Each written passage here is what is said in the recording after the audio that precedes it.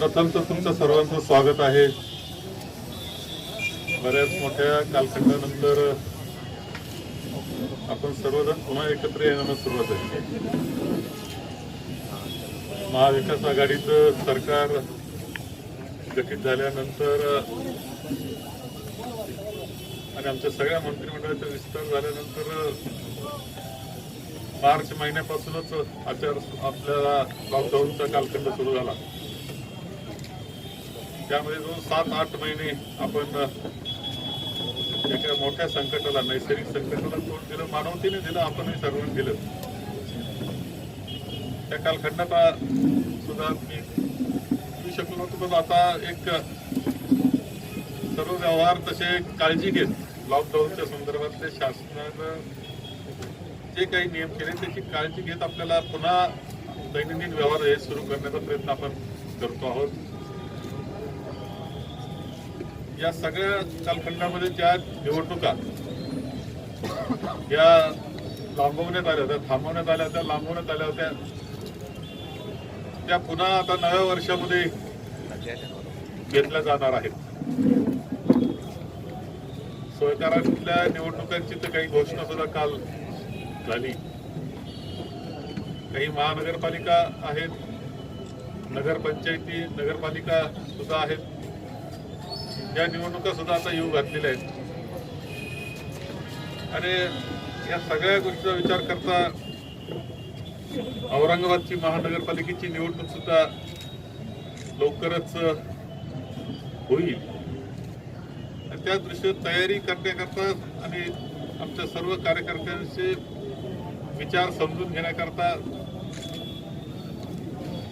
यासाठी मी आज आलो.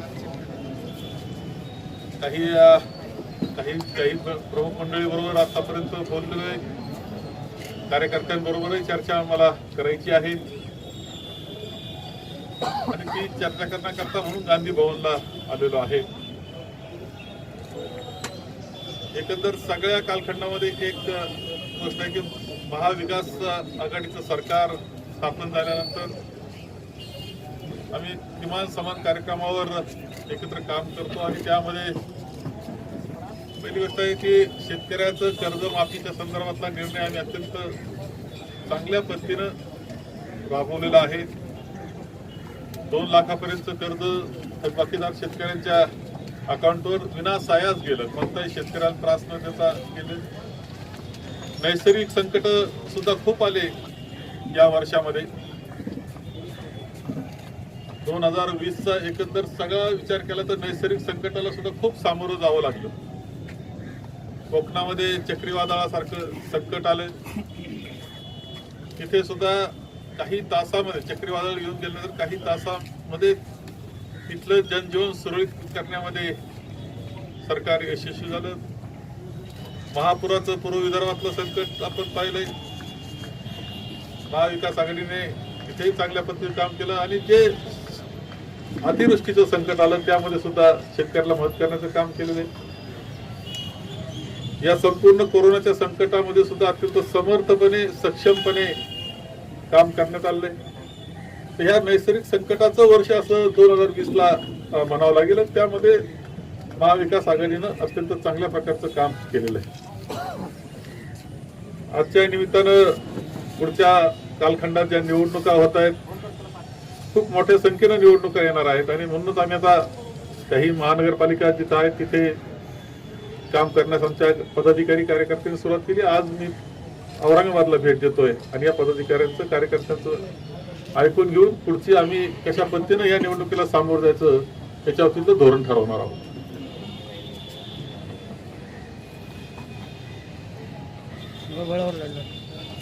स्वबळावर लढणार का? असं आहे की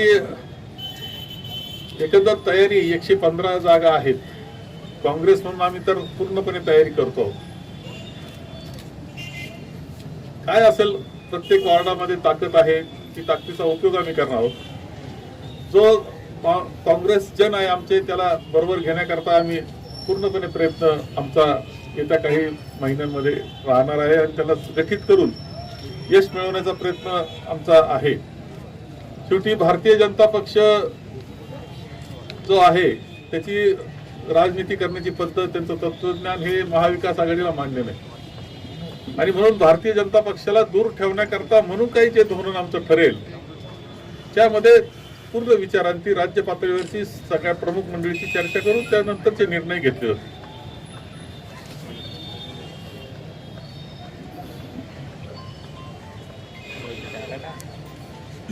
तर हे सर, तुम्ही इथे सोबळावर चुनाव लढण्याची तयारी दर्शवत आहात, परंतु तुमची जी टीम इकडची आहे त्यांची सध्याची स्थिती काय, म्हणजे इतना संगठन आहे पूर्णपणे विस्कळीत झालेला आहे, इनका आपस में बिल्कुल तालमेल नहीं है और इस ज़मीनी स्तर पर हम लोग काम करते हैं, हम देखते हैं कि कई षड्यंत्र एक दूसरे के खिलाफ चल रहे हैं.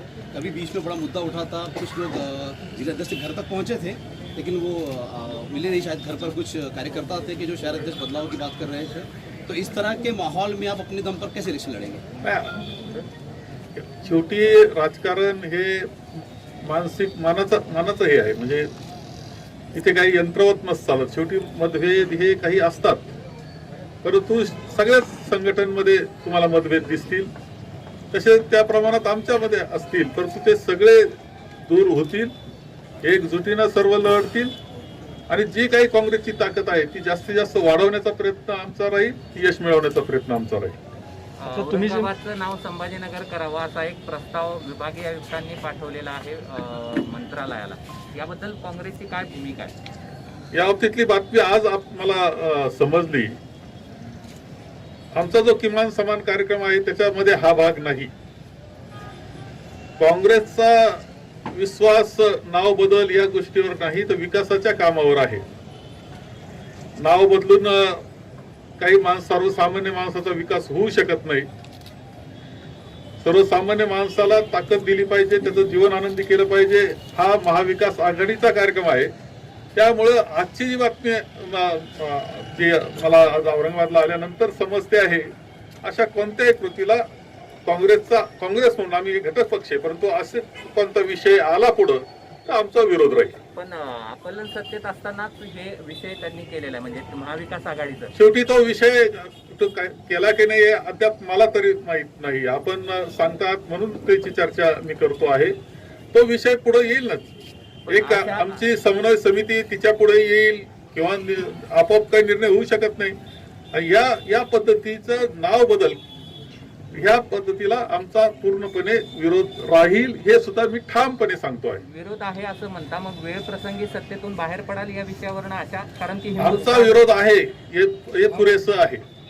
पण अनेक बाबतीत पुढे येत आहे, हिंदुस्थान म्हणतायत, पुन्हा वेगवेगळ्या घटना येतात, तुम्हाला पैसे मिळत नाहीत अशी ओरड आहे. या सगळ्या अशा काही गोष्टी आहे का लक्षात ठेवा की आम्हाला सत्ता सुद्धा दुय्यम ठरते. घटनेचे मूलभूत तत्व आहे प्रियांबल मध्ये, तिची शपथ घेऊन आम्ही सत्तेवर आलेलो आहे. तिच्याशी प्रतारणा असणारी कोणतीही गोष्ट ही आम्हाला मान्य होणार नाही, हे स्पष्टपणे मी सांगतो. आणि त्या पद्धतीनंच महाविकास आघाडी सुद्धा त्या आधारावरच निर्माण झालेली आहे. भाजपला रोखण्यासाठी तुम्ही एकत्र येऊ असं म्हटलात. महापालिकेमध्ये पक्ष एवढा मोठा असताना सोनिया गांधींना इंटरफेअर करावं लागतं, काय आपण कमी पडताय का तिथं मंत्री म्हणून? काय तेव्हा आदरणीय सोनियाजी हे आमच्या नेत्या आहेत. एक लक्षात घ्या का महाविकास आघाडी गठीत करण्यामध्ये जे प्रमुख पक्ष 3 पक्ष आम्ही आहोत त्यातल्या प्रमुख त्या आहेत. त्या पद्धतीनं राष्ट्रवादीचे आदरणीय शरद पवार साहेब आहेत, उद्धवजी आहेत. असं की या सगळ्यांना वेळोवेळी मार्गदर्शन करण्याचा अधिकार पवार साहेबांना आहे, तसंच सोनियाजींना आहे. आणि त्या पद्धतीनं मार्गदर्शन ते करू शकतात, तो अधिकार त्यांचा आहे. आम्हाला तिघांनाही मार्गदर्शन करण्याचं ही जबाबदारी त्यांची आहे, अधिकार त्यांचा आहे. त्या पद्धतीने ते केलं. यात कोण कमी पडतं काय हा विषय नाही. आपण खुश आहे का पण काँग्रेस पक्ष म्हणून? महाविकास आघाडी म्हणून आम्ही पहिलं तर भारतीय जनता पक्षासारख्या धर्मवादी माणसात भेद करणाऱ्या, मनाचा भेद करणाऱ्या पक्षाला दूर ठेवलं, हे मोठं यश आमचं पहिलं आहे. आणि वर्षभर जे काम आम्ही केलंय ते जर आपण पाहिलं तर त्या कामावर खुशच राहिलं पाहिजे सर्वांनी. असं आहे कोणते मतभेद, एक पक्षाचं सरकार असलं तरी त्यात काही ना काही गोष्टी असतात ना मतभेदाच्या, नाही असं नाही. परंतु ते मतभेद आम्ही विचारांती चर्चेनं दूर करतो आणि आम्ही आघाडी सरकार चालवतो आणि चालवत राहू. भाजपला रोखण्यासाठी तुम्ही जे माणसामध्ये भेद करणाऱ्या पक्षाला दूर ठेवू शिवसेनेने तयारी सुरू केलेली संभाजीनगरचा वाद काढायचा. मी यावर बोललोय, यावर सर बोललोय. माझं ऐकून घ्या. तसे बोर्ड लावलेले गेले संभाजीनगरचे, त्यामुळे दोन समाजामध्ये या ठिकाणी तेढ निर्माण होऊ शकते. मग शिवसेनेला तुम्ही आता बाजूला ठेवणार का? मी स्पष्टपणे मी सांगितलं याच्यात की जे मूलभूत तत्व राज्यघटनेचे आहे त्या तत्वाशी निगडीत आमची महाविकास आघाडी सुद्धा तयार झालेली आहे.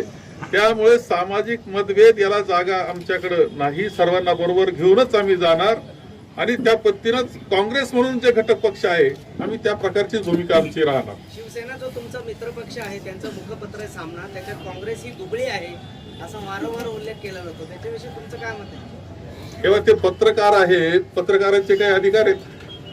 ते शिवसेनेचा अधिकृत उद्धवजी बोलले तर वेगळं समजू, परंतु तरी काँग्रेस दुबळी नाही हे वेळोवेळी आम्ही सिद्ध केलं. आता विधान परिषदेची निवडणूक झाली, काय दिसलं आपल्याला? काँग्रेस दुबळी दिसली का?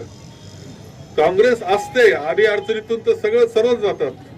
अडी अडचणीत असतो आम्ही, परंतु पुन्हा एकदा ताकदीनं उभं राहण्याची सुद्धा आमची तयारी आहे आणि राहणार आहोत. सुबोधकुमार जयस्वाल, सुबोधकुमारांचा जो प्रश्न आहे सध्या, त्या प्रश्नावरून उद्धव ठाकरेंनी ठाकरे सरकारवरती टीका केलेली आहे. सुबोधकुमार यांना जे केंद्रामध्ये सध्या हे मला त्या बाबतीतले बारकाव माहिती.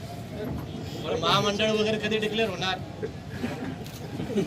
पदाधिकारी वाट पाहून बसलेले आहेत. महामंडळाच्या बाबतीतली आता एक पहिली यादी लवकरच प्रसिद्ध होईल आणि त्याच्यामध्ये काही कार्यकर्त्यांना संधी मिळेल. अशा 3-4 प्रकारच्या याद्या आमच्या येतील. त्यामुळे बहुतांशी कार्यकर्त्यांना संधी निश्चितपणे मिळणार आहे. सर, पिछले 5 सालों में कांग्रेस की स्थिति नाजुक रही है महाराष्ट्र में, और खासतौर पर औरंगाबाद आगामी महानगर पालिका के चुनाव है तो उसमें बहुत कमज़ोर, MIM की वजह से बहुत कमज़ोर हुई है कांग्रेस यहाँ पर.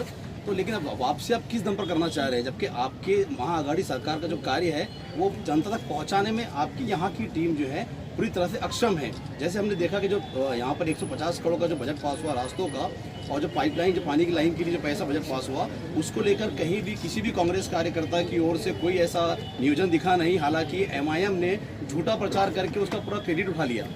MIM का खरा जो सच्चा स्वरूप है वो तो सबको मालूम हुआ है. MIM किस लिए आगे आ रही है, कौन ताकत उनको दे रहा है, ये तो सबको मालूम हो रहा है.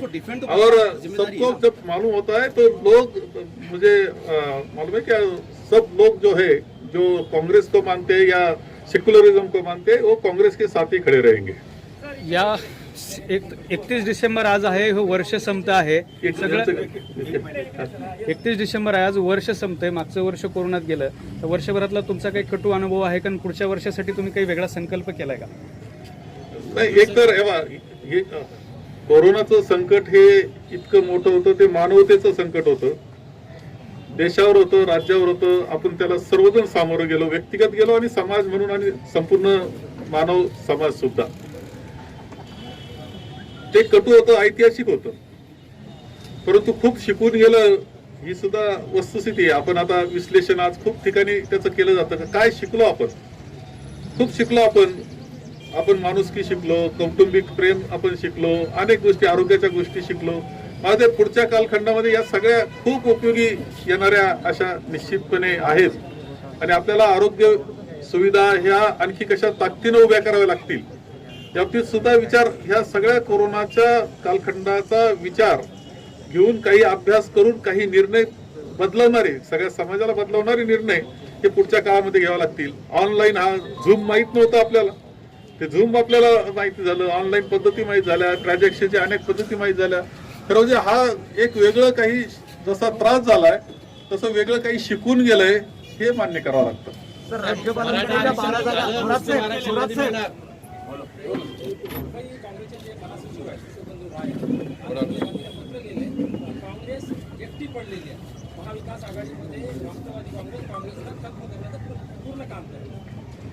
मला असं ते मान्य नाही, कोणी काही मांडणी करू शकतं ते कोणी काहीही. आम्ही 3 पक्ष म्हणून काम करतोय, ताकदीनं काम करतोय आणि कुठेही काँग्रेस कमी पडत नाही. काँग्रेस वाढताना दिसते. मी तर आताच विधान परिषदेची निवडणुकीचं तुम्हाला आताच उदाहरण दिलंय. तुम्हाला नागपूरची जिल्हा परिषद आम्ही घेतली, नंदुरबारची जिल्हा परिषद आम्ही घेतली, 3 विधान परिषदेमध्ये 2 जागा आम्ही मिळवल्या आणि नागपूरमध्ये RSSचा गड येतो. भारतीय जनता पक्षानं 55 वर्ष ती जागा सतत विजयी झालेले. आता आम्ही ज्यादा मताधिक्यानं विजयी झालो. आम्ही कमी पडतो असं नाही, जनतेमध्ये आम्ही आहोत आणि आम्ही आमची ताकद निवडणुकांमध्ये दाखवून देऊ. थोरात साहेब, ते राज्यपालांकडे ज्या 12 दावा दिली होती त्याचं काय झालं आमदारांची? माननीय राज्यपाल महोदयांकडे 12 नावं दिलेली आहे. त्यांनी आता तो काही वेळ त्यांनी घेतलेला आहे आणि मला अपेक्षा आहे की ते लवकरच त्या 12 नावांना मान्यता देईल. साहेब मुस्लिम आरक्षणाचं काय झालं? मराठा तुम्हाला असं आरक्षण वाटत नाही का की समाधान आता केलंय? मुस्लिम राज्यपाल आरक्षण कधी मिळणार आहे? हो बारी साहेब थांबा. तेव्हा एवढं होऊन द्या, एवढं बोला साहेब. आहे हे आरक्षण तर आम्हीच मान्य करून घेतलेले आहेत. मराठा आरक्षण सुद्धा आमचं ज्यावेळेस आघाडीचं सरकार होतं त्यावेळेसच मुस्लिम आरक्षणाचं केलेलं आहे आणि आम्ही त्याच्यावर ठाम आहोत की पुढच्या काळामध्ये हे त्यांच्या त्या आरक्षण देण्याकरता. राज्यपालांना वारंवार आठवण द्यावी लागतील का या 12 जागांबाबत, की विसरून जातात ते? हा, आठवण खरं म्हणजे त्यांची भूमिका जी आहे की जी मंत्रिमंडळानं आणि मुख्यमंत्री सईनं जो प्रस्ताव आला तो मान्य करावाच लागतो, हे राज्यघटनेत लिहिलेलं आहे. पण ते सत्तांतर होण्याची वाट बघत असतात. पूर्ण होते. ते वेळ कसली पाहतापेक्षा जो मूलभूत हक्क जनतेचा आहे, त्या सदस्यांचा आहे, त्याला ते बाधा पोहोचवतायत ही वस्तुस्थिती आहे. लोकशाहीला हे अभिप्रेत नाही. राज्य सरकारने मुद्रांक शुल्कामध्ये सूट दिलेली आहे, यातून राज्य सरकारला उत्पन्न वाढलंय की कमी झालं? तुमच्याकडे खातं येते अरे थांबा ना, माहिती ना त्यांना. एक लक्षात घ्या, कोरोनाचं जे संकट होतं त्या कालखंडामध्ये अर्थव्यवस्था पूर्णपणे अडचणीत आली होती. पुन्हा तिला गतिमान करणं हे काळात गरज होती आपली सर्वांची आणि म्हणून तो निर्णय आम्ही घेतला आणि आता 2% आजपर्यंत 2% मध्येच आता सगळे काही व्यवहार होत आहेत. एकंदर चित्र असं दिसतंय, म्हणजे आजचा आकडा माझ्याकडे रात्री येईल, परंतु मागील वर्षी याच कालखंडामध्ये 7 लाख डॉक्युमेंट्स रजिस्टर झाले होते, यावेळेस 11 लाख झाले. दुसरं असं दिसतं की उत्पन्नात काय झालं, उत्पन्नात अजूनही आम्हाला 10-15% कमतरता दिसते आहे. आज अखेरचा आकडा आज येईल, कारण याच्यामध्ये असं असतं का तुम्ही स्टॅम्प ड्युटी आता भरली तर 3 महिन्यामध्ये तुम्हाला कधी कागद रजिस्टर करता येतो. त्यामुळे आज लोकांची गर्दी आहे. परंतु एक लक्षात घ्या की कोरोनाच्या संकटानंतर जी शिथिलता अर्थव्यवस्थेला आली होती ही दूर करण्याचं काम, सर्व गतिमान करण्याचं काम हे या स्टॅम्प ड्युटी आम्ही कमी केल्यामुळं झालेलं आहे. हे राज्यामध्ये अर्थतज्ञ मान्य करतात आणि देशाच्या पातळीवर माननीय पंतप्रधानांनी जे काही उद्बोधन सगळ्यांना केलं निर्णय राज्याला, त्यामध्ये याचा उल्लेख करून सांगितलं की आपण असं करू शकतो की ज्याच्यामुळे आर्थिक गती वाढू शकते. नव्या वर्ष जे हे सप्तवर्ष यावेळी आज संपलेलं आहे, नवं वर्ष उद्यापासून लागतंय. मागचं वर्ष किती अवघड गेलं, तुमचा त्यातला काही कटू अनुभव होता का आणि नव्या वर्षासाठी काय सांगता? मागील वर्ष 2020 अनेक कारणानं कठीण गेलं आणि सर्वांना गेलं, म्हणजे सर्व मानवतेला गेलं, आपल्याला गेलं. त्यामध्ये कोरोनाचं संकट हे मोठं होतं, नैसर्गिक संकटं सुद्धा खूप आली. त्यामध्ये आम्ही समर्थपणे तोंड दिलं आणि काही अनुभव सुद्धा आम्हाला मिळाले, त्यामधून निश्चितपणे मिळाले. कोरोनाचं संकट तर सर्वांनाच खूप शिकून गेलं, म्हणजे आत्मपरीक्षण करण्याला लावणारं अशा प्रकारचं ते संकट होतं. मानवाला सुद्धा विचार करायला लावला की निसर्ग काय करू शकतो, म्हणजे आपण किती पुढे गेलो असलो, किती प्रगती केली असली तरी ती प्रगती कुचकामी ठरवण्याची ताकद ही निसर्गात आहे हे सुद्धा दाखवणार आहे. आणि म्हणून या सगळ्या बाबतीत काही धोरण तर मानवी सर्वांनाच ठरवं लागतील, परंतु व्यक्तिगत जीवनामध्ये सुद्धा आपल्याला कशा प्रकारचं आरोग्य पाहिजे, काय पाहिजे याचा सुद्धा विचार करावा लागणार आहे. मला ते खूप काही शिकून गेलेलं असं हे मागील वर्ष आहे, ऐतिहासिक वर्ष आहे, मानवाच्या जीवनातलं ऐतिहासिक वर्ष आहे. नव्या वर्षाची संकल्प काय आहे, तर राजकीय असेल किंवा वैयक्तिक? नाही आहे, माझ्यावर जबाबदारी आज राज्याचा, मी काँग्रेसचा अध्यक्ष आहे, मी विधिमंडळ काँग्रेसचा नेता आहे, म्हणजे दोन्ही हाऊसचे जे आमदार असतात त्यांचा नेता आहे. त्याचबरोबर मी महसूल मंत्री आहे. म्हणजे सगळ्या जबाबदाऱ्या आहेत. त्या व्यतिरिक्त माझ्या खूप काही जबाबदाऱ्या आणखी आहे. प्रापंचिक व्यक्तिगत स्वरूपाच्या सुद्धा जबाबदाऱ्या असतात. त्या मंत्री असलं नाही तर काही असलं तरी त्या सुद्धा पार पाडाव्या लागतात. मी प्रयत्न करतो की शेवटी या सगळ्या जबाबदारी जर पार पाडायच्या असतील, यशस्वीरित्या पार पाडायचे असतील तर काय केलं पाहिजे, तर आपलं शारीरिक आणि मानसिक संतुलन हे चांगलं असलं पाहिजे. मला असं वाटतं की या वर्षामध्ये त्याच्यावर जास्त काम मला करायचंय की आपण जास्त काम करू शकतो. त्याचं सुनियोजन कसं असलं पाहिजे, आपली शरीर प्रकृती आणि मानसिक स्वास्थ्य कशा पद्धतीने चांगलं राहू शकतं याच्यावर जास्त काम करणारे तरच जास्त आणखी चांगलं काम. आणि असं आहे की महसूल विभागासारखी जबाबदारी ही ज्यावेळेस असते तिचा उपयोग जनतेकरता खूप करता येण्यासारखा आहे. मागे सुद्धा मी महसूल मंत्री म्हणून राहिलो त्यावेळेसही मी तो प्रयत्न केला. आताही मला प्रयत्न करायचा का हा शेवटी हा महसूल विभाग सर्वसामान्यापर्यंत जाईल आणि त्याला दिलासा देईल, त्याला चांगल्या प्रकारचा त्याच्या जीवनामध्ये काही ज्या गोष्टी असतील त्या सहजपणे त्याला मिळतील या दृष्टीनं काम मला करायचं आहे.